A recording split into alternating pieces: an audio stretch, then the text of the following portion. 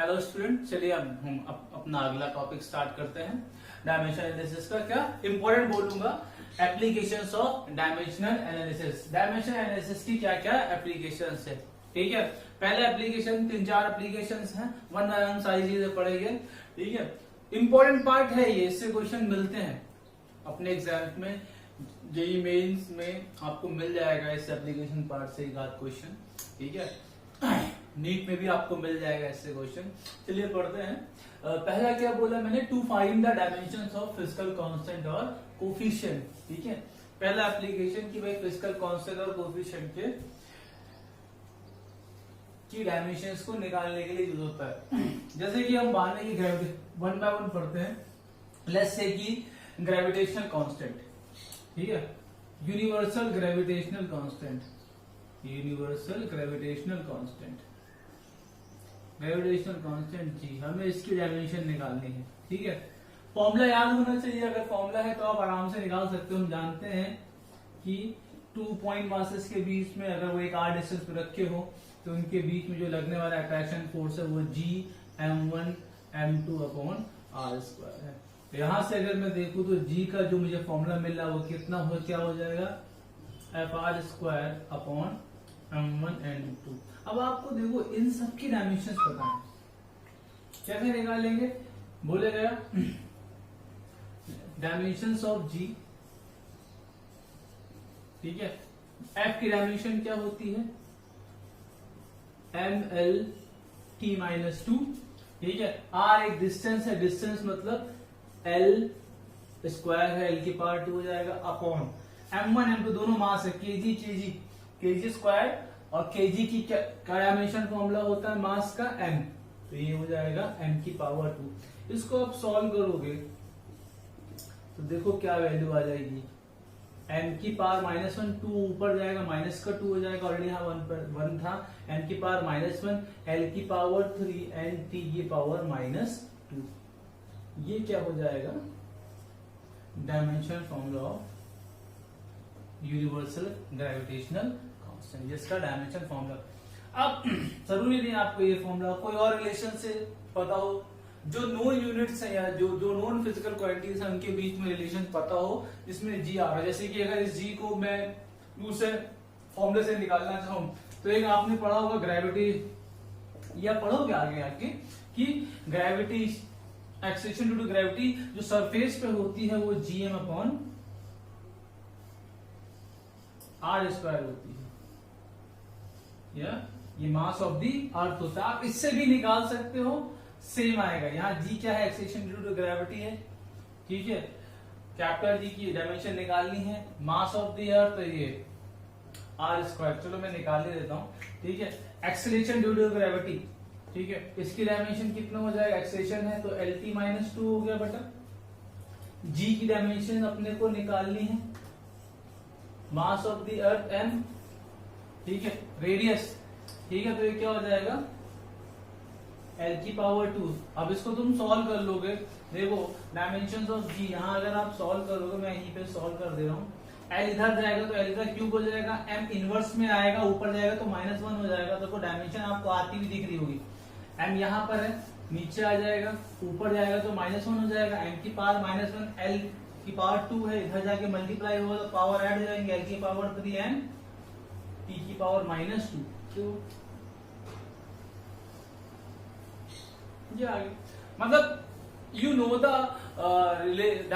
Formula आपको पता होना चाहिए नॉन क्वांटिटीज का, अगर आपको किसी के बीच का निकालना है, okay.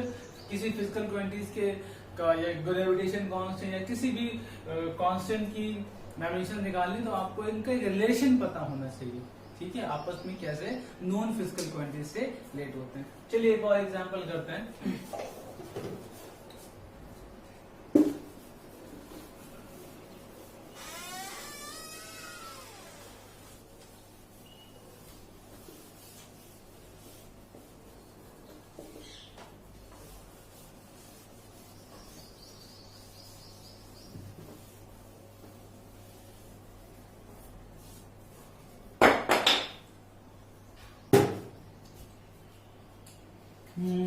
Let's say second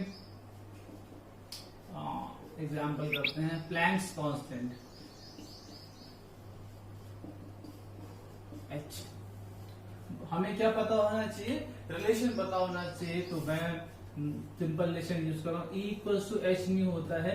E is the energy of a photon, एक फोटोन की एनर्जी होती है, और न्यू इज द फ्रीक्वेंसी। तो देखो यहां से h का फॉर्मूला क्या आ रहा है,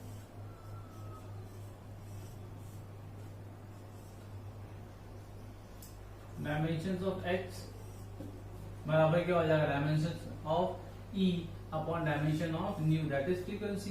डायमेंशन ऑफ एनर्जी अपने को पता है m l स्क्वायर t-2 होती है। न्यू फ्रीक्वेंसी की डायमेंशन माइनस टी की पावर माइनस है, क्योंकि फ्रीक्वेंसी क्या होता है 1/टाइम पीरियड, तो टी की पावर -1 ये ऊपर जाएगा। तो देखो डायमेंशन ऑफ जो प्लैंक कांस्टेंट आई वो कितना आया, m l की पावर 2, ये ऊपर जाएगा तो प्लस हो जाएगा -2 + 1 -1 ml स्क्वायर t-1। तो ये क्या आ जाएगी, डायमेंशन ऑफ प्लैंक्स कांस्टेंट आ जाएगी। चलिए एक मैं आपको होमवर्क के लिए दे रहा हूँ, एक डायमेंशन, तो एक कांस्टेंट की डायमेंशन निकालने के लिए आप तुरंत अभी इसको निकाल के अपने कॉपी में नोट कर लीजिएगा। Coefficient of viscosity,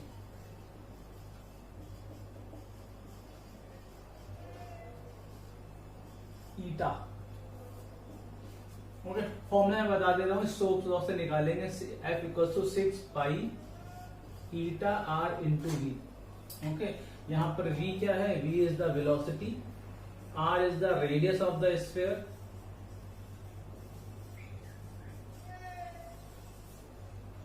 okay, eta coefficient of viscosity, F क्या है, इस पे लगने वाला ड्रैग फोर्स या इसमें लगने वाला viscous force, viscous relation use करेंगे। फोर्स है, इसकी डायमेंशन आपको पता है, रेडियस एक दूरी है, इसकी डायमेंशन पता है, वेलोसिटी डायमेंशन पता है, तो आपको eta that is coefficient of viscosity की डायमेंशन निकाल ली। चलिए अब हम नेक्स्ट यूज पढ़ते हैं इसका फटाफट।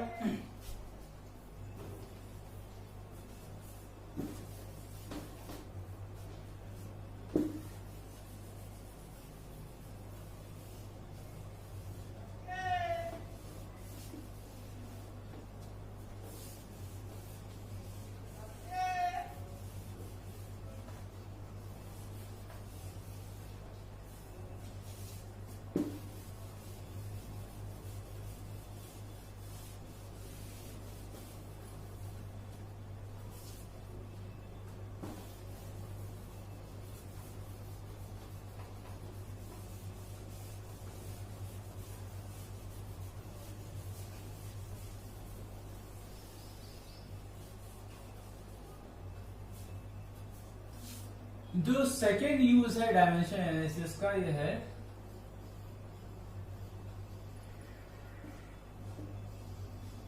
Conversion of physical quantity from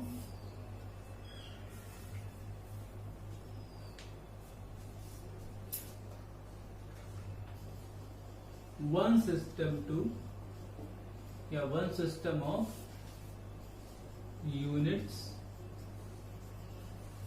to other system of units।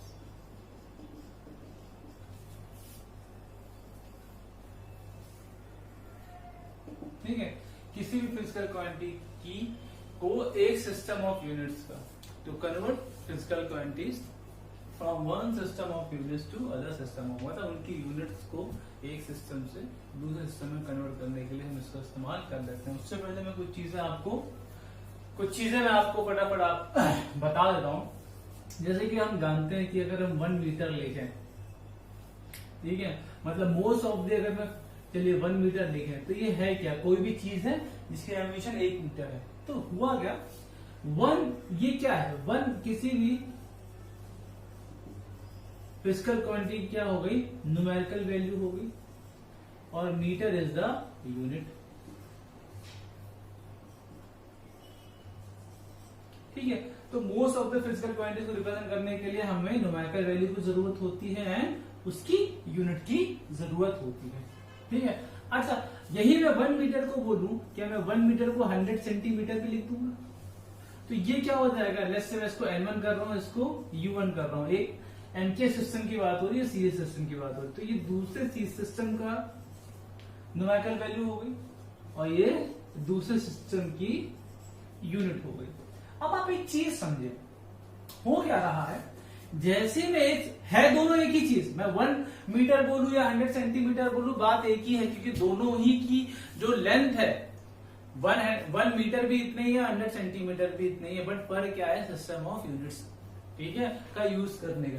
तो बट यहां एक चीज क्या दी गई, जैसे ही आप यूनिट्स में नीचे जा रहे हो, यूनिट्स कम कर रहे हो, तो देखो न्यूमेरिकल वैल्यू बढ़ रही है, ठीक है।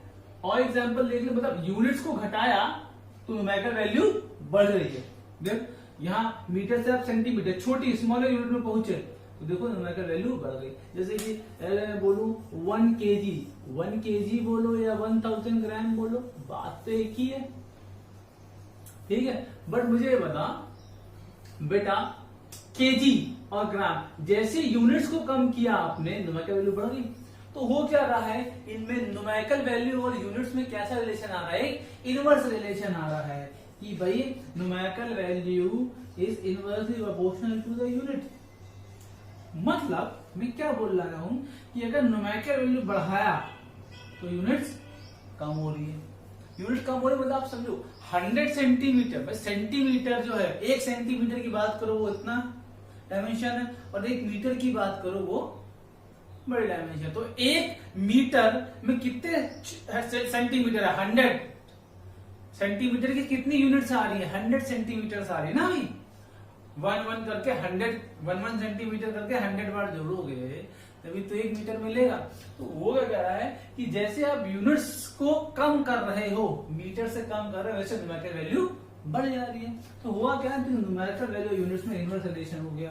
इसको सीधे सीधे क्या बोला गया, that is NU equals to constant. और हम क्या बोल सकते हैं, N1U1 इक्वल्स टू N2U2। जो बात यहां पर सही है, N1U1 equals to N2U2 important है, याद रखिएगा इसको। Is it clear? एक सिस्टम ऑफ यूनिट से बदलने का, एक सिस्टम ऑफ यूनिट को दूसरे सिस्टम ऑफ यूनिट में बदलने के तरीका है। जैसे चलिए एक हम एग्जांपल ले लेते हैं, थोड़ा सा उससे और क्लैरिटी आ जाएगी। एग्जांपल कॉमन छोटा सा, लेट्स से कि अपने पास कोई एक एक्स फिजिकल क्वांटिटी है, कोई एक फिजिकल क्वांटिटी है एक्स है, कोई फिजिकल क्वांटिटी है,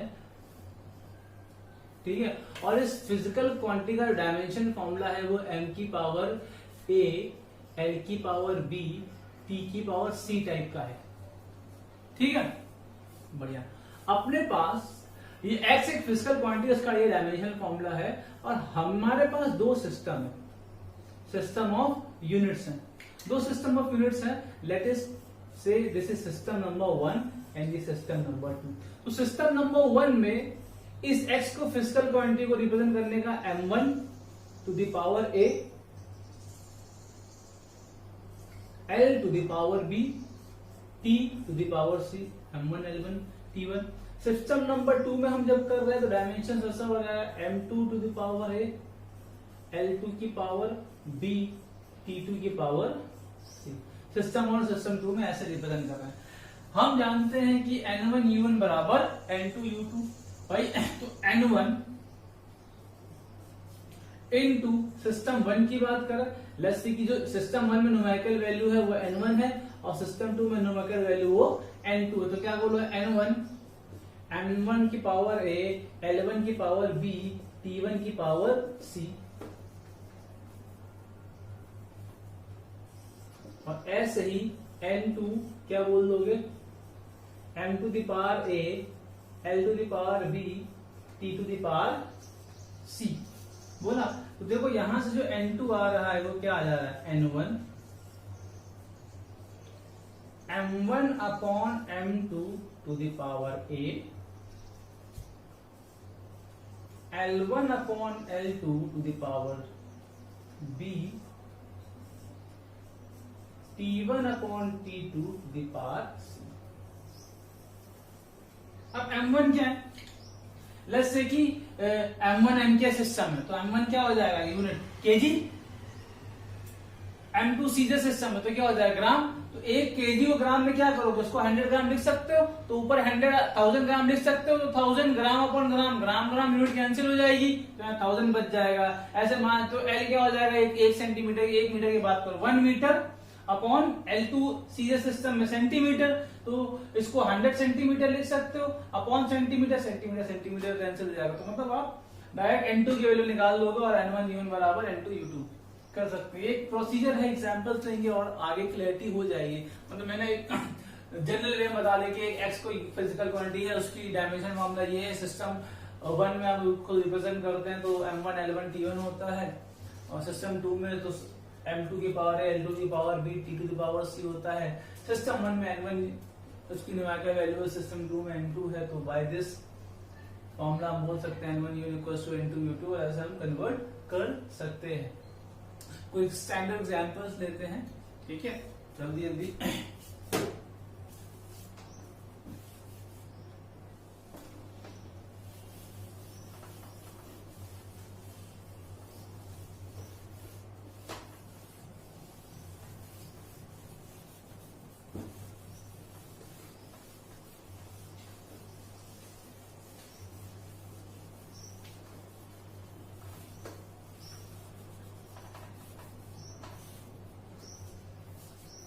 पहला एग्जांपल लेट्स से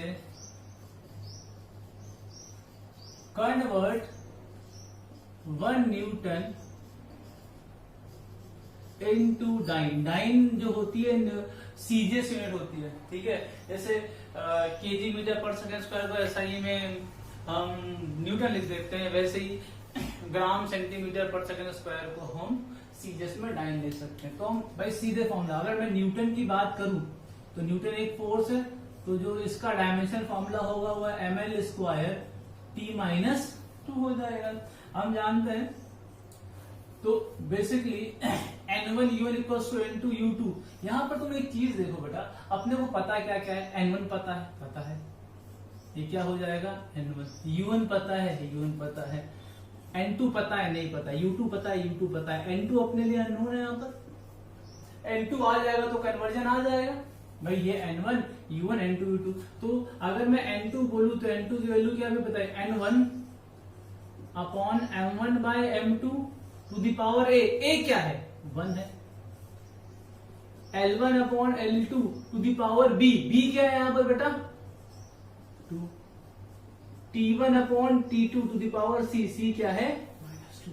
फटाफट वैल्यू, N1 की वैल्यू कितनी है बेटा? 1। M1 अपॉन M2, भाई इस सिस्टम में M1 मतलब केजी अपॉन सीधे सिस्टम में क्या हो जाएगा? ग्राम। और L1 M के सिस्टम में अगर देखा जाए तो क्या हो जाएगा भाई? मीटर। नीचे क्या हुआ? सेंटीमीटर। इधर क्या हुआ? सेकंड। इधर भी क्या हुआ? सेकंड। पावर -2। मैंने कोई गलती करी है? MLT -2 होता है ना भाई, ओके। वो तो एनर्जी की डायमेंशन होती है, MLT -2 होता है। अब करना क्या है? फटाफट यूनिट्स को कन्वर्ट करते रहो। 1 एक केजी में कितने ग्राम? 1000 ग्राम अपॉन जी। 1 मीटर में कितने सेंटीमीटर? 100 centimetre upon centimetre. और ये सेकंड तो कैंसिल हो गया, सेंटीमीटर खत्म हो गया, ग्राम खत्म हो गया। देखो 1 2 3 4 5, तो कितना आया? N2 की वैल्यू कितनी आई? 10 टू द पावर 5 आ गया। तो करना क्या है? मतलब बोल सकता हूं N1 U1 मतलब 1 Newton. N1 U1 equals to N2 U2। 1 Newton में 10 टू द पावर 5 डाइन होती है। कर क्या रहा हूं? N1 U1 equals to N2 U2। बस ये प्रोसीजर मैंने आपको बता रखा है। चलिए फटाफट एक एग्जांपल कर सकते हैं।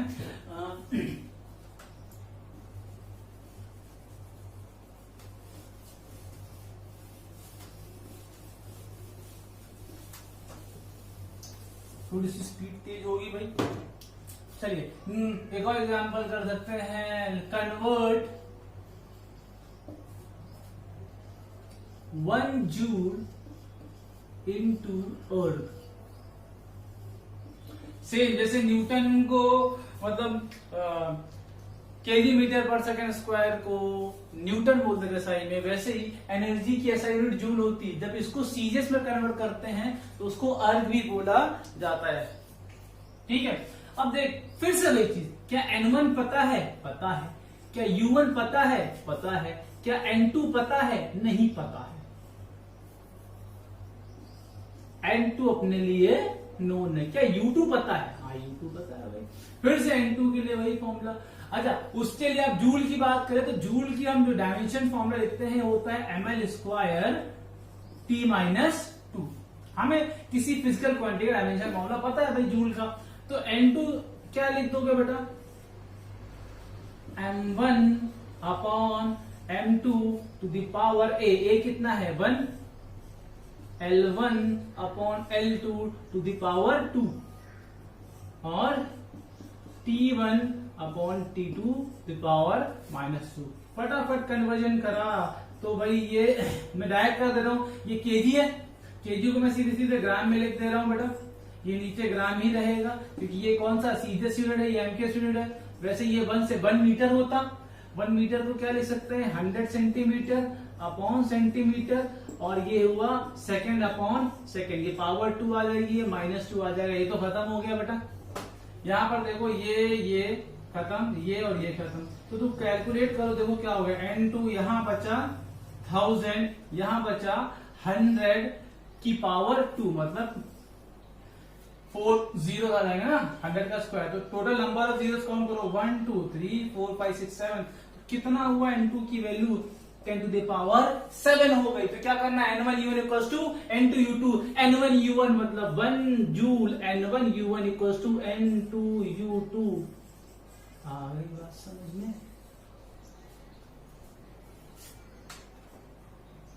1 joule equals to 10 to the power 7 erg. Is it clear? ऐसे हम कन्वर्ट करते रहेंगे। Is it clear?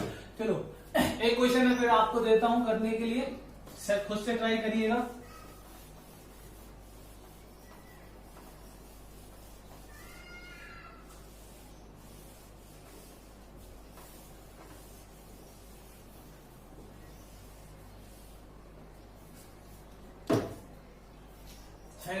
क्वेश्चन क्या है कि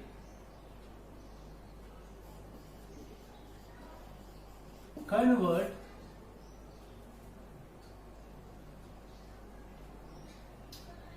जी यूनिवर्सल ग्रेविटेशन कांस्टेंट, इसकी वैल्यू होती है 6.67 10 to the power -11 Newton metre square पर KG square into CGS system.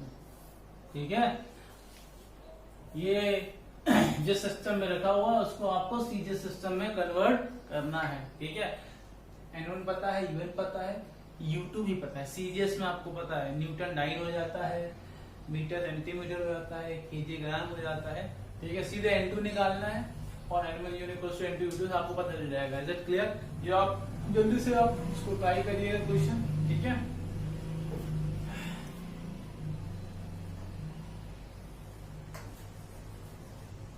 और चलो मैं आंसर भी लिख दे रहा हूं। इसका जो आंसर आएगा वो आएगा 6.67 into 10 to the power -8 time centimetre square gram square.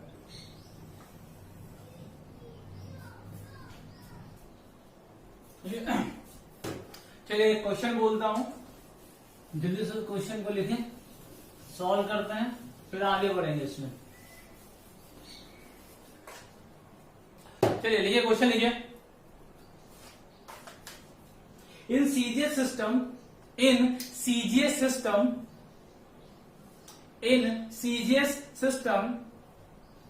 the magnitude of force is 100 dyne. In CGS system the magnitude of force is 100 dyne. एक सीरीज सिस्टम है जिसमें मैग्नीट्यूड ऑफ फोर्स दे रखा है 100 dyne, full stop. In another system where the fundamental physical quantities in another system where the fundamental physical quantities are kilogram. एक दूसरा system है जिसमें फंडामेंटल फिजिकल क्वांटिटीज कौन कौन सी हैं, kilogram, comma metre and minute. Kilogram, metre and minute. Find the magnitude of force. Find the magnitude of force. देखो भाई, एक सिस्टम है जिसमें अपने को N1 भी पता है और U1 भी पता है। एक दूसरा सिस्टम है, एक लेट्स से सिस्टम 1 होगा, दूसरा सिस्टम है जिसमें मास केजी में लिखा जा रहा है, लेंथ मीटर में लिखी जा रही है, एंड जो टाइम है ना वो मिनट में लिखा जा रहा है। ठीक है, मतलब अपने को दूसरा सिस्टम भी पता है, सीधे सीधे वही है कि N2 अपने को चाहिए, भाई U2 भी पता है, तो फिर NO1 इक्वल्स टू, अब एक डाइन की अगर हम बात करें, है तो फोर्स, अरे है तो फोर्स ना, फोर्स है तो हम जानते हैं डाइन कैसी होगी, फोर्स। तो इसका अगर मैं डायमेंशन फॉर्मूला बोलूं तो भाई डायमेंशन फॉर्मूला तो ये हो जाएगा ml स्क्वायर t-2। अरे तो अगर मैं भाई फोर्स है तो इसका डायमेंशन फॉर्मूला क्या हो जाएगा, ml t-2, ml t-2। तो देख क्या लिखेगा बेटा, m1 अपॉन m2 की पावर 1, L1 अपॉन L2 की पावर 1, T1 अपॉन T2 की पावर -2। अब कन्वर्जन, N1 की वैल्यू कितनी दे रखी है सिस्टम में, 100 दे के रखी है, बहुत बढ़िया। M1 कौन सिस्टम है, सीरीज सिस्टम है, तो M1 किस में होगा, ग्राम में। दूसरा सिस्टम कौन सा है, केजी वाला, तो ये किस में हो गया, केजी। L1 सीरीज सिस्टम है तो ये centimetre upon metre. T1 upon T2, T1 dyne है, ये सीरीज में सेकंड में ही होता है, इस सिस्टम में सेकंड में है कि मिनट में, टाइम मिनट में है, की पावर -2। बस अब फटाफट कन्वर्जन करते हैं। देखो 100 ग्राम, ग्राम को केजी में लिखोगे तो कितना हो जाएगा, 10 की पावर -3 हो जाएगा, केजी अपॉन क्या बचेगा, केजी रहेगा। सेंटीमीटर मतलब 10 to the power -2 metre upon metre. ठीक है, मैं यहां सेकंड को कन्वर्ट नहीं कर रहा हूं, सेकंड को सेकंड लिखा रहने, मिनट को कर दो, मिनट क्या हो, 1 मिनट में कितने सेकंड, 60 सेकंड, पावर -2। देख metre metre, second second, kg kg खत्म होगा। तो देखो बेटा क्या बचा, 100 इंटू 10 की पावर -3 इंटू 10 की पावर -2। अब ये बचा 1/60 की पावर -2, तो ऊपर जाएगा तो 60 की पावर स्क्वायर हो जाएगा बेसिकली, तो ऊपर जाएगा तो कितना, 60 की पावर -2 है, तो जस्ट रिवर्स हो जाएगा, तो ये क्या हो जाएगा, 60 इंटू 60। अब कैलकुलेट करोगे यहां से तो देखो 1 2 3 4, भाई कितना, 10 की पावर 5, इसको सॉल्व करोगे तो ये 3600 है, ठीक है, और ये 100 है, तो एक पावर बच रही है, तो आंसर कितना हो जाएगा, 3.6। N2 की वैल्यू कितनी हो जाएगी, 3.6। देखो कैलकुलेट कर लो, ये 10 की पावर 5 है, 1 2 3 4, 10 की पावर 4, 10 की पावर -1 बचा, और 6 6 36 इंटू 10 की पावर -1, तो 3.6। तो N2 की वैल्यू ये आ गई। तो आप क्या बोल सकते हो, इस सिस्टम में जो 100 डाइन है N1 U1 वो है 3.6 केजी मीटर पर मिनट का स्क्वायर। कर सकते हो आप हर जगह से इसको, केजी मीटर पर मिनट का स्क्वायर।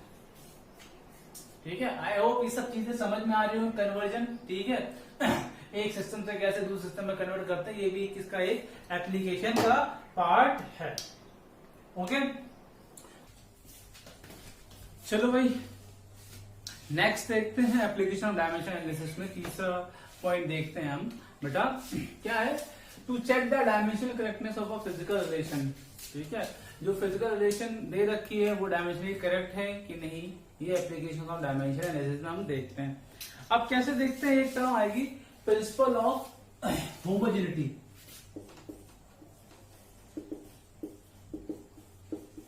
Principal of homogeneity. अब ये कहता क्या है वो समझो। प्रिंसिपल ऑफ होमोजेनिटी कहती है कि अगर आपके पास कोई इक्वेशन है, ठीक है, अगर आपके पास कोई इक्वेशन है और उसकी लेफ्ट हैंड और राइट हैंड की dimension, left hand dimension right hand dimension दोनों ही सेम होगी, ठीक है, तो वो क्या हो जाएगा, डायमेंशनली करेक्ट इक्वेशन मानी जाएगी। और क्या बोला जाता है कि उन्हीं दो, इसका एक और मतलब निकाला जा सकता है कि उन्हीं दो क्वांटिटीज को ऐड और सब्ट्रैक्ट करा जा सकता है जिनका डायमेंशन फॉर्मूला सेम आ रहा हो। जैसे कि अगर मैं बात करूं, अगर आप बात करें मास में, मास ऐड करोगे ना, मैं ये बोलूं 1 kg में 2 kg करो, आप बोलोगे सर 3 kg हो गया। अच्छा मैं बोलूं 1 kg में 1 न्यूटन ऐड करो, अरे ऐसा थोड़ी ना होता भाई। 1 kg में न्यूटन नहीं है, न्यूटन में ऐड होगा, ठीक है, kg में ऐड होगा, लीटर में ऐड होगा। तो इसका क्या मतलब निकाला गया कि उन्हीं दो क्वांटिटीज को आपस में ऐड और सब्ट्रैक्ट किया जा सकता है जिनकी डायमेंशंस क्या हो, सेम हो। यही प्रिंसिपल ऑफ होमोजेनिटी से निकल के आया है। जिस प्रिंसिपल ऑफ होमोजेनिटी क्या कहती है, अगर कोई इक्वेशंस है तो उनमें जो ईच टर्म है सबकी डायमेंशन जो होनी चाहिए सेम होनी चाहिए। तो लेफ्ट हैंड की डायमेंशन और राइट हैंड की डायमेंशन आपस में क्या हो जाएंगी, सेम हो जाएंगी। जल्दी से लिखते हैं प्रिंसिपल ऑफ होमोजेनिटी के बारे में। ये चलो मैं तुम्हें एग्जांपल से पहले समझा रहा हूं, फिर लिखवा दूंगा, ठीक है। अपन एक एग्जांपल लेते हैं, जैसे कि देखा जाए कि एक इक्वेशन है v equals to u plus 80, v equals to u plus 80। v क्या है, फाइनल वेलोसिटी, ये क्या है, इक्वेशन ऑफ मोशन पढ़े होगे तो उसमें आपको समझ में आया, इक्वेशन आपने देखी होगी। u क्या है, initial velocity, a is the acceleration, t is the time. तो देखो डायमेंशन ऑफ v अगर देखी जाए तो क्या हो जाएगा, lt minus 1। Dimension of u देखोगे तो u की भी डायमेंशन क्या हो जाएगी, lt minus 1 plus dimension of a lt minus 2, dimension of t हो जाएगा। अब इसको पूरी तरीके से सॉल्व करोगे तो देखिए क्या हो गया, lt minus 1 equals to lt minus 1। इन दोनों टर्म को सॉल्व करा तो ये भी lt माइनस 1 हो गया। तो देखो ये और ये आपस में, ये पूरी दोनों a और t मिलके ऐड हो रहा और u मिलके ऐड हो रहा, बट u और at की डायमेंशन है क्या, lt माइनस 1 है ना, तभी ये आपस में ऐड हो सक रही है। अगर मान लो यहाँ पे ये u की डायमेंशन lt माइनस 1 होती है और at की डायमेंशन मिला के lt माइनस 3 होती है, lt होती, तो ये आपस में ऐड नहीं हो सकती थी। और यही क्या कहला रही है, प्रिंसिपल ऑफ होमोजेनिटी कहला रही है। अब देखो डायमेंशंस लेफ्ट हैंड साइड में और डायमेंशन राइट हैंड साइड में क्या सभी सेम आ रही है, तो dimension of the right hand side and left hand side की इक्वेशन में जो होगा वो सेम आएगा। तो ये इक्वेशन कैसी हो गई, ये इक्वेशन क्या हो गई, डायमेंशनली करेक्ट है। ये इक्वेशन क्या हो गई, डायमेंशनली करेक्ट हो गई, ये डायमेंशनली करेक्ट इक्वेशन है। इज इट क्लियर, क्या आज समझ में आ रही है। तो लिख लेते हैं प्रिंसिपल ऑफ होमोजेनिटी के बारे में, जल्दी से लिखिए principle of homogeneity. According to this principle, according to this principle,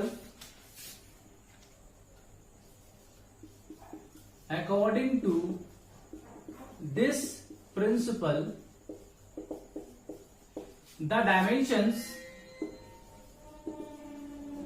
according to this principle, the dimensions of each term, the dimensions of each term on both sides of an equation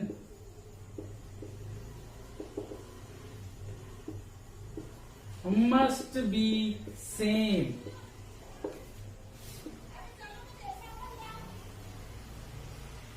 Must be same।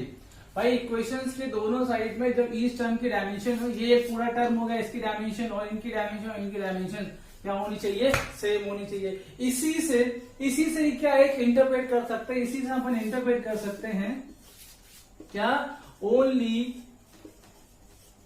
Those physical quantities can be added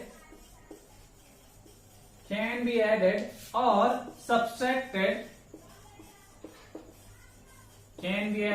subtracted whose dimensions are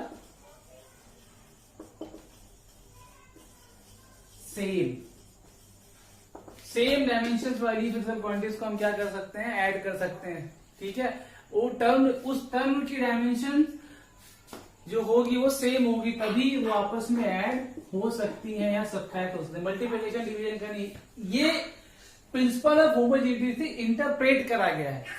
ठीक है, बात आ रही समझ में? जैसे मास में add होगा कि लीटर में ऐड होगा, मतलब मैंने आपको पहले बताया वही चीज यहाँ पे मैंने बोली कि वही फिजिकल क्वांटिटीज ऐड और सब्ट्रैक्ट कर सकती हैं जिनकी डायमेंशन क्या हो, सेम हो। इनका डायमेंशन फॉर्मूला, उस टर्म का डायमेंशन फॉर्मूला क्या होना चाहिए, सेम होना चाहिए।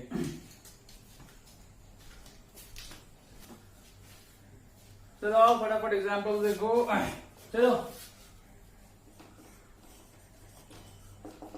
प्रॉब्लम लेते हैं। चलो ये बताओ, s इक्वल्स टू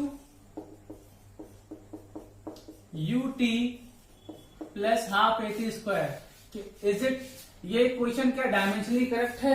अपने को देखना है क्या ये इक्वेशन डायमेंशनली करेक्ट है। चलो फटाफट कर लेते हैं। डायमेंशंस वही homogeneity, principal of homogeneity, dimension of S, displacement की डायमेंशन एल हो जाएगी। LT माइनस 1, टी की डायमेंशन क्या हो जाएगी, टी हो जाएगी बेटा। हाफ की कोई डायमेंशन होती नहीं है, हाफ की अपन कोई डायमेंशन नहीं होता, कांस्टेंट है। ए की डायमेंशन क्या हो गई, LT माइनस 2 और टी स्क्वायर टी का पावर 2। तो देखो इधर क्या आ गया L, यहां पर भी क्या बचा L, ये टी और टी कट जाएगा, टी के पावर माइनस 2, टी के पावर माइनस 2 कट जाएगा, प्लस L। अब देखो हर एक टर्म की डायमेंशन क्या हो रही है, सेम हो रही है ना, तभी तो आपस में ऐड और सब्ट्रैक्ट हो जा रही है। तो ये कैसी इक्वेशन, ये डायमेंशनली करेक्ट है। ये कैसी इक्वेशन है, डायमेंशनली करेक्ट है। ओके, चलो इसको बताओ, जल्दी बताओ। v square equal to u square plus 6as। चलो भाई इसको भी देख लेते हैं। v स्क्वायर, v की डायमेंशन LT माइनस 1 स्क्वायर हो जाएगा भाई ऊपर, u की डायमेंशन क्या हो जाएगी, LT माइनस 1, ये भी स्क्वायर हो गया। 6 की कोई डायमेंशन होती नहीं है, इधर देखा गया LT माइनस 2 और ये s की डायमेंशन L। सॉल्व करोगे तो ये क्या हो जाएगा, L स्क्वायर T माइनस 2, ये क्या हो गया L square T minus 2 plus L और L क्या हो गया L स्क्वायर T माइनस 2। ओ भाई साहब, ये भी इक्वेशन कैसी है, ये भी बढ़िया, ये भी कैसी हो गई बेटा, डायमेंशनली करेक्ट है। ये भी इक्वेशन क्या हो जाएगी, डायमेंशनली करेक्ट हो जाएगी, डायमेंशनली करेक्ट। बट क्या फिजिकली सही है, बट क्या फिजिकली सही है? अरे इस इक्वेशन का फॉर्मूले, ये वैल्यूज दे रखी है मैंने, u दे रखा है, a दे रखा है, s दे रखा है, v की वैल्यू डाल के जो आंसर आएगा वो सही आएगा कि गलत आएगा, गलत आएगा क्योंकि तुम्हें पता है यहाँ 6 नहीं यहाँ 2 होता है। बट ये क्या डायमेंशनली करेक्ट है? हाँ है, डायमेंशनली करेक्ट है। बट क्या फिजिकली करेक्ट है? नहीं, फिजिकली करेक्ट नहीं है। तो क्या हो सकता है, एक dimensionally correct equation physically correct हो भी सकती है और नहीं भी हो सकती। जैसे कि ऊपर वाली देखो, इसकी बात करो, ये क्वेश्चन बताओ ऊपर, हाँ भाई साहब ये फिजिकली करेक्ट भी है मेरे लाल, ये फिजिकली करेक्ट भी है, ये फिजिकली इनकरेक्ट है, फिजिकली इनकरेक्ट है। ओके, तो क्या बोला जाएगा, अ डायमेंशनली करेक्ट इक्वेशन मे और may not be physically correct. Note करके फटाफट लिख लो वो एक पॉइंट जो यहां से आपको समझ में आ रहा है, क्या, आ dimensionally correct equation, a dimensionally correct equation may or may not be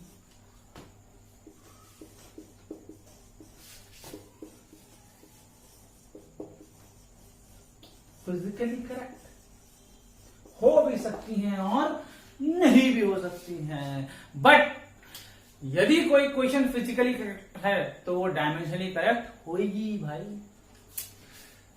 चाहे ये क्वेश्चन फिजिकली करेक्ट है तो डायमेंशनली करेक्ट भी होगी।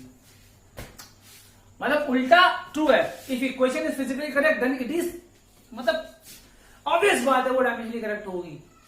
बट यदि कोई इक्वेशन डायमेंशनली करेक्ट है, मतलब तुमने उस इक्वेशन को तुम देख रहे हो क्या इनका डायमेंशनली करेक्ट इक्वेशन है, तुमने फिजिकली करेक्ट के बारे में कुछ सोचा ही नहीं यार। तुमने क्या सोचा कि देखते हैं क्या ये फिजिकली करेक्ट है, सॉरी देखते हैं क्या ये डायमेंशनली करेक्ट है, तो तुमने देखा अच्छा डायमेंशनली करेक्ट है। तो बट जब आप डायमेंशनली करेक्ट इक्वेशन देख रहे हो, जब आप मेथड क्या अपना रहे हो कि मैं इस इक्वेशन को देख रहा हूं क्या ये डायमेंशनली करेक्ट है, तो जब आप इक्वेशन डायमेंशनली करेक्ट देख रहे हो तब आप 100% श्योरिटी के साथ ये नहीं बोल सकते हो कि ये फिजिकली करेक्ट होगी, ठीक है। लेकिन यदि कोई इक्वेशन फिजिकली करेक्ट है, आंख बंद करके बोल दो कि डायमेंशनली करेक्ट भी होगी। क्या बात समझ में आ रही है? चलिए बढ़िया।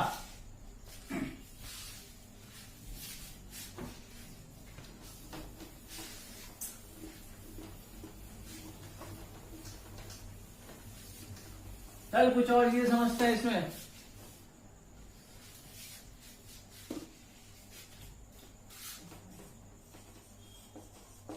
प्रॉब्लम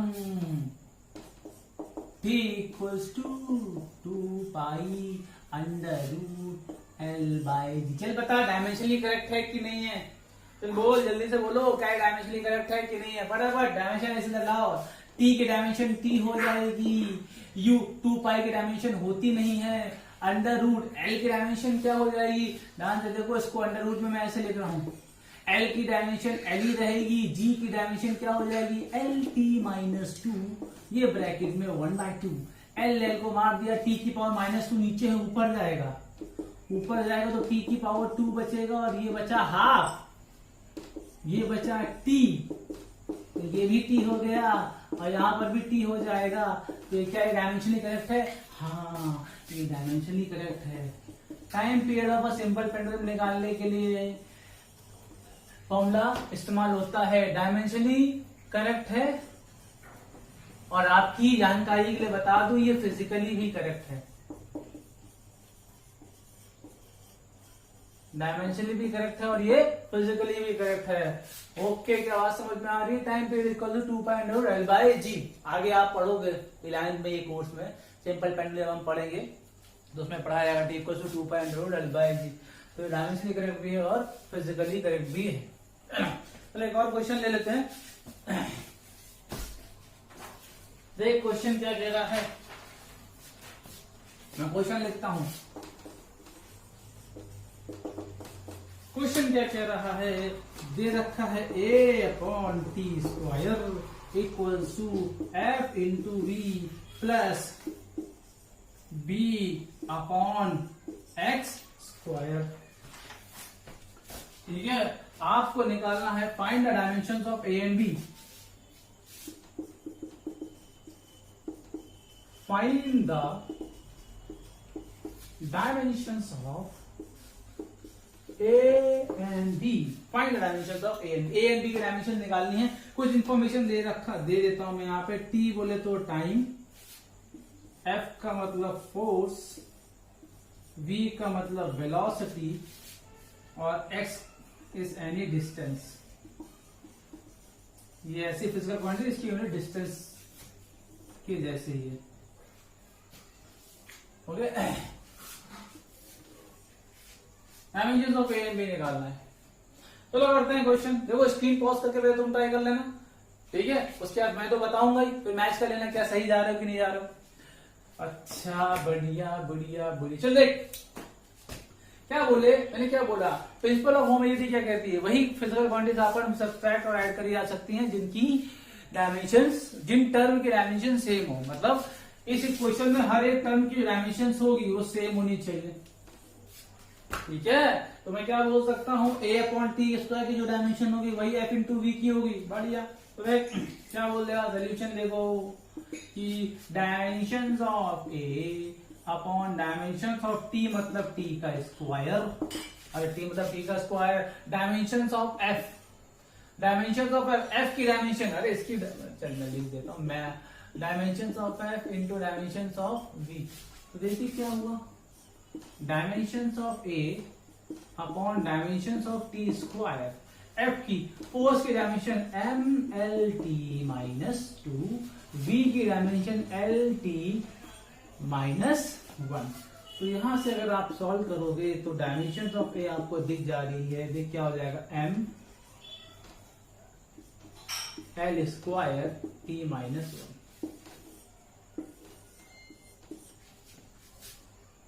ठीक हो जाएगा, ये टर्म कैंसिल हो जाएगा, L M L square T minus one. किसकी डायमेंशन आ गई बताइए, ए की आ गई। वैसे ही आप डायमेंशन ऑफ बी निकालो तो देखो ये, तो क्या बोलोगे, dimension of B upon dimension of X square, X एक लेंथ है तो एल स्क्वायर हो जाएगा। एफ इंटू बी की डायमेंशन आपने लिख रखी है, क्या लिख रखी है देखो, M L T minus two L T minus one. तो क्या बोल दोगे, डायमेंशन ऑफ बी जो आई, देखो वो कितना आ गया, वो आ गया एम एल एल एल का स्क्वायर, ये स्क्वायर उधर जाएगा तो एल की पावर 4 और टी की power -3। This will be your required answer.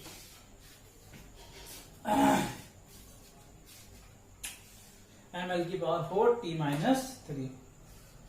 ठीक है, क्या मेथड इस्तेमाल कर रहे हैं, डायमेंशनल एनालिसिस ही हम इस्तेमाल कर रहे हैं, प्रिंसिपल ऑफ होमोजेनिटी। चलो कुछ और क्वेश्चन उठाते हैं जल्दी से इसमें।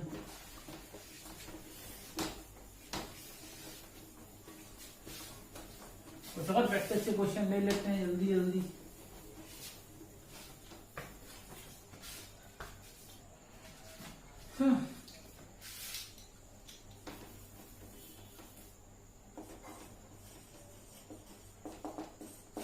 देख प्रॉब्लम आती है, दे रखा है v equals to A T plus b upon T plus C. Okay, find the dimensional formula of A B and सी। ठीक है, dimension formula of A B and सी आपको निकालना है। सोल्यूशन टर्म बता देता हूं उससे पहले क्या क्या है यार। वैसे नोन टर्म है, v क्या हो जाएगी, वेलोसिटी, t क्या हो जाएगा, time, t time and v velocity. तो देख अप्रोच क्या करेंगे, जो चीजें तुम्हें दिख रही है ना वहीं से अप्रोच करो। देखो मुझे एक चीज ना एक क्वेश्चन में साफ साफ दिख रही है, टी सी में ऐड हो रहा है। अरे टी सी, टी में सी ऐड हो रहा है, सी में टी ऐड हो रहा है, तो वही डायमेंशन आपस में ऐड सब्ट्रैक्ट हो सकती है, इनकी डायमेंशन सेम हो। तो मतलब जो सी टी की डायमेंशन होगी वही सी की डायमेंशन होगी।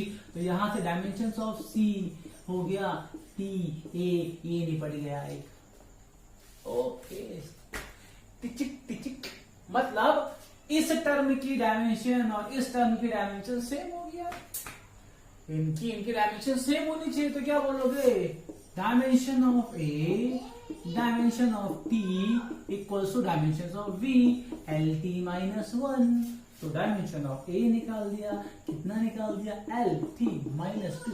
देखो देखो देखो देखो, एल टी -2 क्या निकाल दिया तुमने डायमेंशन, एल टी -2। क्या बात समझ में आ रही है, एल टी -2, टी इधर जाएगा, टी -2 हो जाएगा। अब बात होती है क्या इस पूरे टर्म की जो डायमेंशन होगी वही डायमेंशन ऑफ वी हो जाएगी। भाई इस पूरे टर्म की जो डायमेंशन होगी वही क्या डायमेंशन ऑफ वी हो जाएगी, यस और नो, हाँ हो जाएगी। देखो यहां से सोल्यूशन कर लो। अब देख इस पूरे टर्म की डायमेंशन, तो पहले डायमेंशन ऑफ वी लिख दो, क्या लिख दो, एल टी -1। ओके, अब इस टर्म की डायमेंशंस की बात करो, इस टर्म की डायमेंशन की बात करो। ठीक है, तो देख क्या हो जाएगा,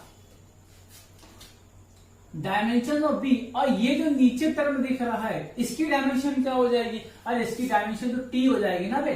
अरे यार 1 सेकंड और 2 सेकंड 3 सेकंड आया ना, तो यूनिट क्या आ रही है, सेकंड ही तो आ रही है, तो डायमेंशन क्या हो जाएगी, टी। तो क्या लिखोगे, डायमेंशन ऑफ बी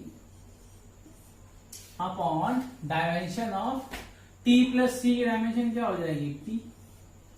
तो डायमेंशन फॉर्मूला ऑफ बी क्या हो जाएगा, एल हो जाएगा। ये आपके रिक्वायर्ड आंसर हो जाएंगे।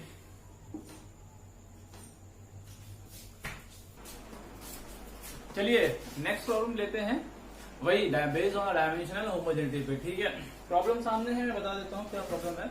प्रॉब्लम क्या कह रही है, एक इक्वेशन देकर रखी है n equals to minus D N to minus x1 upon x2 minus x1। क्या कह रहा है समझो। n क्या है, n is the number of particle crossing an area per unit time perpendicular to the x axis. Let's say ये x axis है, ठीक है, तो एक यूनिट एरिया में पर सेकेंड कितने नंबर ऑफ पार्टिकल इस एरिया से क्रॉस कर रहे हैं, वो n दे रखा है। n2 और n1 क्या दे रखा है, number of particles per unit volume, number of particles per unit volume for x1 and x2। मान लो x1 यहां से x1 डिस्टेंस पे एक एरिया है और x2 डिस्टेंस पर एक कोई क्रॉस सेक्शन एरिया है। x1 x2 क्या हो जाएंगे, डिस्टेंसेस हो जाएंगे, तो आपको d की डायमेंशन निकालनी है। देखते समझते हैं। अब देखो वही लेफ्ट हैंड की डायमेंशन और राइट हैंड की डायमेंशन सेम होनी चाहिए, तो मैं वन बाय वन सबकी डायमेंशन निकाल लेता हूँ। जो डायमेंशन ऑफ n होगी, देखो क्या बोल रहा है, number of particles crossing an area per unit time, मतलब 10 पार्टिकल पर मीटर स्क्वायर पर सेकेंड टाइप की यूनिट बन रही है। तो नंबर ऑफ पार्टिकल्स की कोई यूनिट होती नहीं, अपॉन में क्या आ जाएगा, अपॉन में सेकेंड और स्क्वायर मीटर आ रहा है, तो अपने आप से देख लो जब यूनिट आ जाएगी, ये क्या आ जाएगी, l की पावर -2 और t की पावर -1। मतलब क्या हो रहा है, number of particles per unit area per unit time.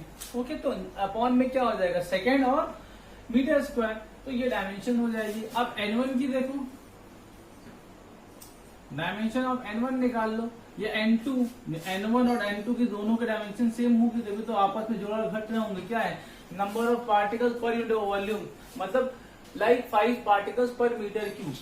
ठीक है, तो इसकी डायमेंशन क्या हो जाएगी, l की पावर -3।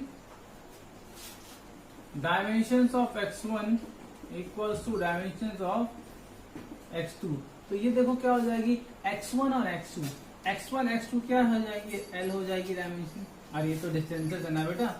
अब करना क्या है, उठा के राइट हैंड की डायमेंशन लेफ्ट हैंड की डायमेंशन बराबर कर दो, तो देखो डायमेंशंस ऑफ n क्या हो जाएगा, l की पावर -2, t की पावर -1। आपको डायमेंशन ऑफ d निकालनी है, n2 n1 की डायमेंशन क्या हो जाएगी, l की पावर -3, ये क्या हो जाएगा l, x1 x2 क्या हो जाएगा l। तो यहां से अगर डायमेंशन ऑफ d आप कैलकुलेट करोगे बेटा, तो डायमेंशन ऑफ d देखो क्या हो जाएगा, l square t -1। This will be your required answer, l square t -1 will be your required answer. ठीक है, प्रॉब्लम क्वेश्चंस लेने से पहले कुछ रूल्स में और लिखवा देता हूं आपको। ठीक है, जो आगे क्वेश्चन में आपको काम आएंगे वो रूल्स पहले मैं लिखवाता हूँ। कुछ रूल्स लिखते हैं, ठीक है।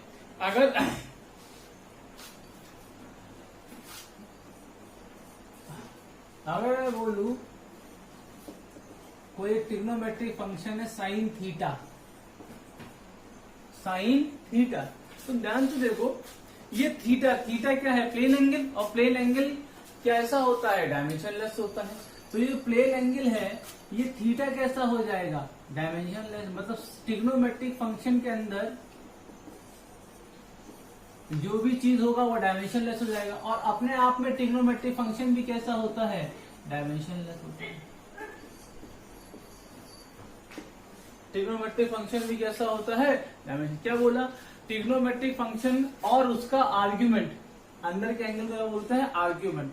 Trigonometric function and there argument are dimensionless. मैं लिख देता हूं, ये सारे होंगे, all trigonometric functions, all trigonometric function and their argument are dimensionless। कैसे होते हैं ये सब, डायमेंशनलेस होते हैं। और आगे कहानी समझते हैं, दूसरा क्या है, एक्सपोनेंशियल की पावर समथिंग एक्स है, ठीक है। तो देखो ये जो एक्स होता है ये भी क्या होता है, डायमेंशनलेस, और ये तो आप जानते हो एक्सपोनेंट 2.7 कांस्टेंट होती है, तो एक्सपोनेंट भी क्या हो जाएगा, डायमेंशनलेस। याद रखिए ये चीज, एक्सपोनेंट की पावर और एक्सपोनेंशियल फंक्शन दोनों कैसे होते हैं, डायमेंशनलेस। एक्सपोनेंशियल फंक्शन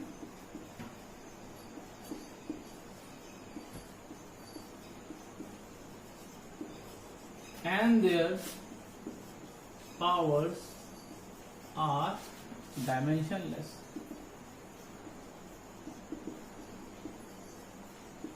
ओके चलो, अगर एक्सपोनेंशियल फंक्शन डायमेंशनलेस है तो ये लॉगरिथमिक फंक्शन भी क्या होगा, डायमेंशनलेस। ये x कैसा हो जाएगा, डायमेंशनलेस।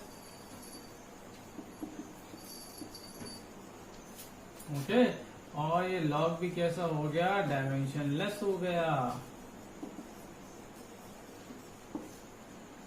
चलो कुछ और समझ लेते हैं। लेट्स से कोई एक कांस्टेंट है, उसकी पावर कुछ दे रखी है।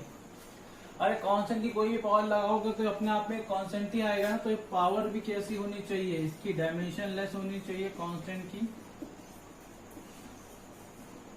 और ये 2 तो आपको पता है कांस्टेंट है, तो ये क्या हो जाएगा, डायमेंशन लेस ही रहेगा। ये कुछ रूल्स है, ठीक है, पता होने चाहिए आपको। चलिए क्वेश्चन देखते हैं इससे रिलेटेड जो भी हमने पढ़ा। अपने पास एक इक्वेशन दे रखी है, y equals to A sine omega x minus we by के, ठीक है। इसमें टर्म्स में बता देता हूँ। ए यहां पर होता है एम्पलीट्यूड,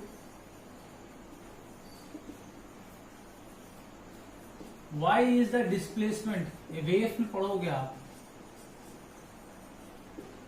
ठीक है। जब वेव पढ़ाऊंगा बिल्कुल सेकंड लास्ट चैप्टर होगा 11 का, उसमें ये क्वेश्चन आपको देखने मिलेगी, ठीक है।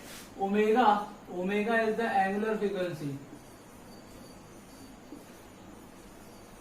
Omega is the angular frequency. जो v है, v is the wave velocity, और x is the displacement of the particle.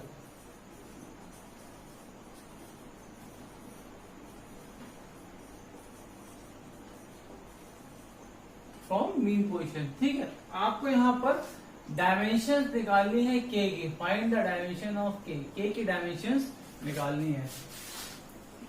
देखो बहुत आसानी से कर सकते हो, अगर थोड़ा सा इसमें आपको कंसेप्ट याद रखना, जो मैंने बताया है वो याद रखना। देखो k जो है x बाय v में जुड़ या घट रहा है, मत देखो ट्रिग्नोमेट्रिक फंक्शन है, इसके अंदर जो होगा वो डायमेंशन लेस होना चाहिए, अरे उसको छोड़ दो यार, ठीक है। जो k है वो x बाय v में जुड़ या घट रहा है ना, तो सिंपल सी क्या, dimension of k equal to dimension of x bye v। तो dimension of k equal to x की डायमेंशन क्या होती है, l, v की क्या होती है, lt माइनस 1। तो आंसर क्या आ गया, t। ओके, एक अप्रोच है। दूसरी अप्रोच समझो जो हमने अभी पढ़ा। हम क्या जानते हैं, जो साइन के अंदर पूरा फंक्शन है ये कैसा होना चाहिए, डायमेंशन लेस होना चाहिए, ठीक है।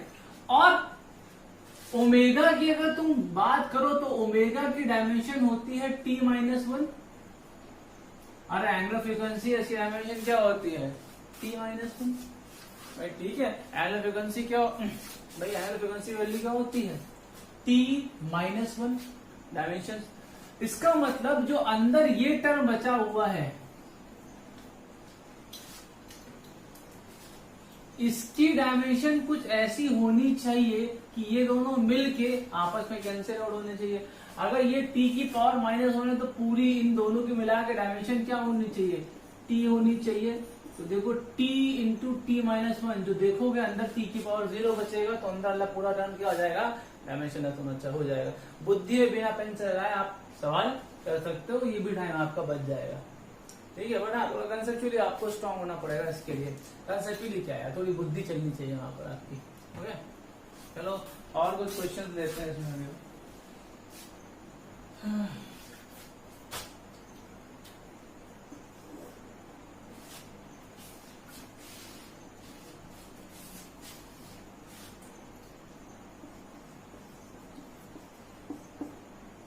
एक इंटीग्रेशन दे रखा है dx upon 2ax minus x square की पावर 1/2।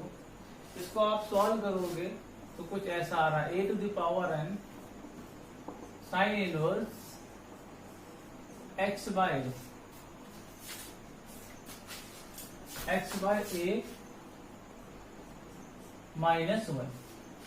ठीक, integration dx upon 2ax minus x square की power half equals to a to the power n sine inverse x bye a minus 1। आपको यहाँ पे इंटीग्रेशन यूज नहीं करना है।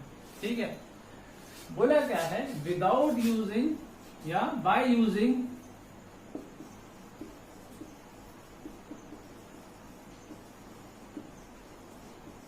Dimensional analysis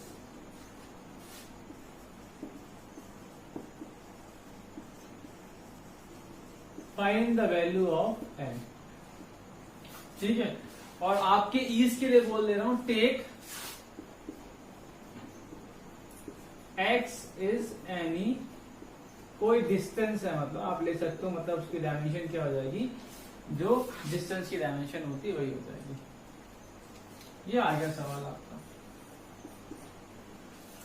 क्या बोला गया, इंटीग्रेशन है dx upon 2ax minus square की power half equals to a to the power n sin inverse x bye a minus 1। आपको निकालना है इस n की वैल्यू विदाउट यूजिंग इंटीग्रेशन, मतलब आपको डायमेंशनल एनालिसिस का इस्तेमाल करना है। इसका इस्तेमाल करना है भैया, डायमेंशनल एनालिसिस का इस्तेमाल करना है। तो देख बहुत इत्मीनान से बता, साइन के अंदर जो फंक्शन होता है वो डायमेंशन लेस होता है। ठीक है, वन डायमेंशन लेस है तो x बाय a भी कैसा होना चाहिए, डायमेंशन लेस होना चाहिए। सीधी सी बात है ना यार, नहीं आई बात समझ में? क्या 1 में x बाय a घट रहा है, x बाय a में 1 घट रहा है ना, तो x बाय a की वही डायमेंशन होगी जो 1 की होगी, तो मतलब x bye a dimension less होना चाहिए। मतलब डायमेंशन ऑफ x बराबर डायमेंशन ऑफ a हो जाएगी, तभी दोनों डायमेंशन लेस हो जाएंगे। तो मतलब ये डायमेंशन क्या हो जाएगी, l हो जाएगी। ठीक है, अब इस चीज को तुम ध्यान से देखो, ये dx है क्या, dx एक डिफरेंशिएशन होता है, डिफरेंस होता है।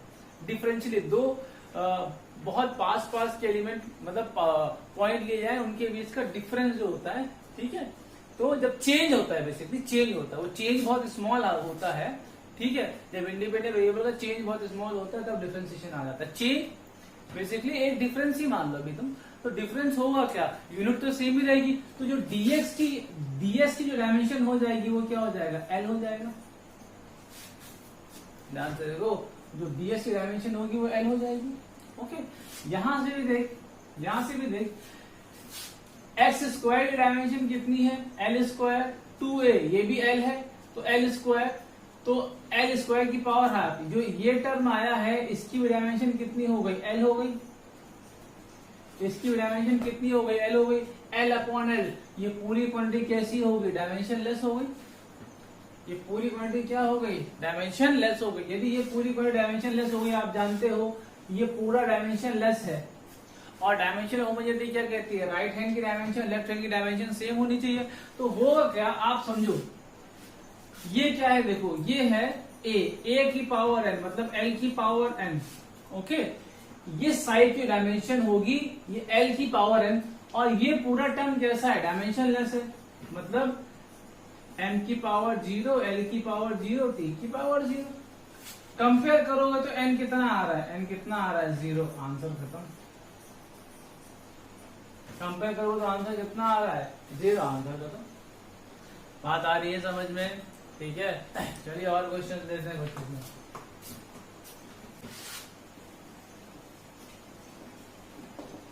Problem, integration dx upon under root ए स्क्वायर माइनस एक्स स्क्वायर का इंटीग्रेशन जो आ रहा है वो आ रहा है sine inverse x by x, A square upon x to the power N.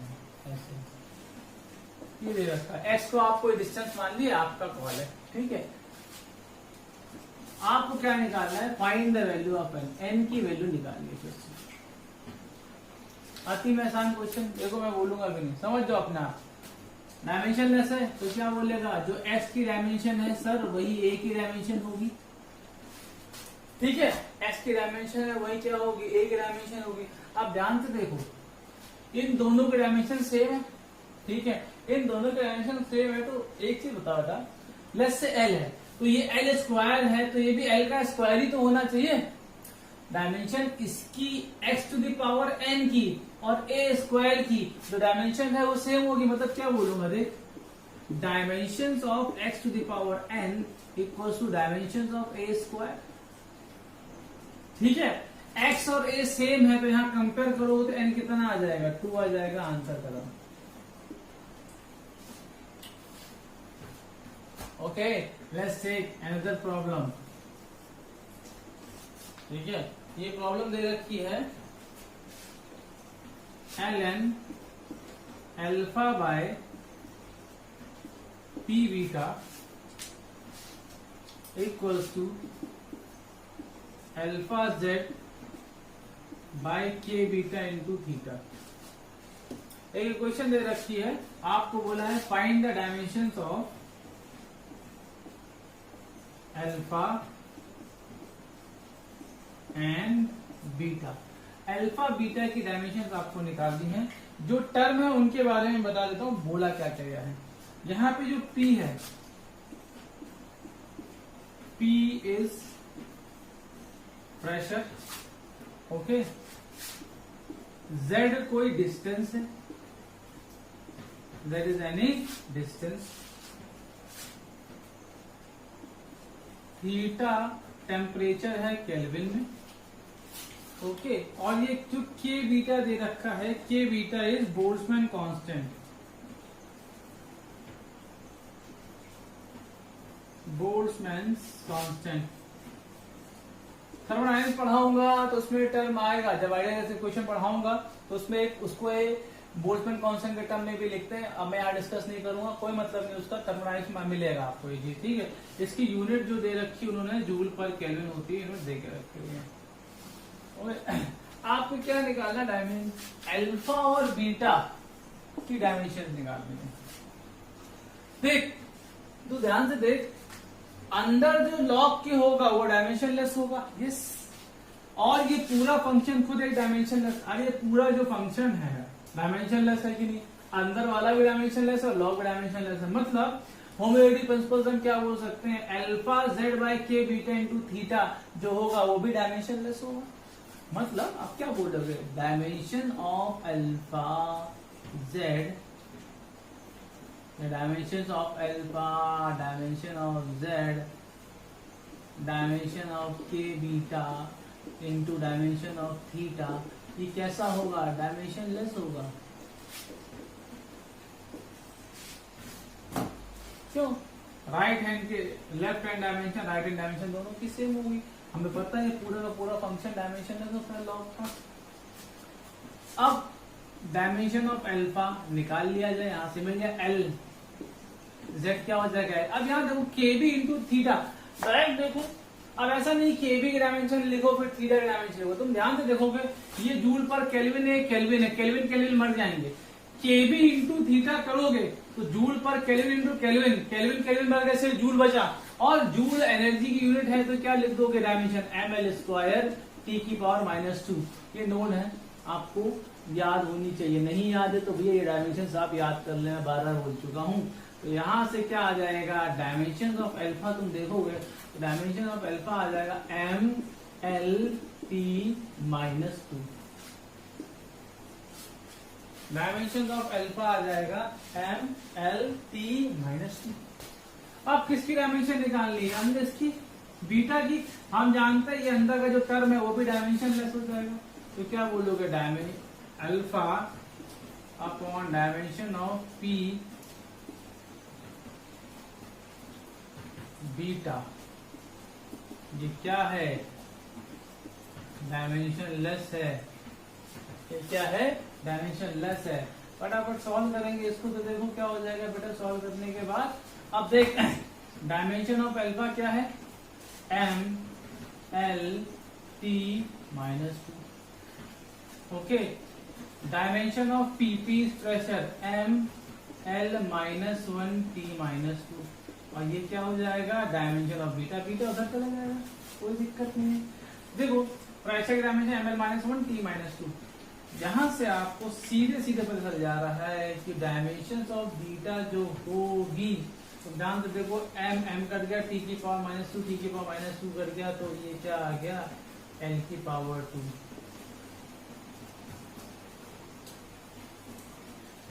This will be your required answer. Beta की dimension क्या हो जाएगी, एल स्क्वायर, बीटा की डायमेंशन क्या हो जाएगी बेटा, एल स्क्वायर।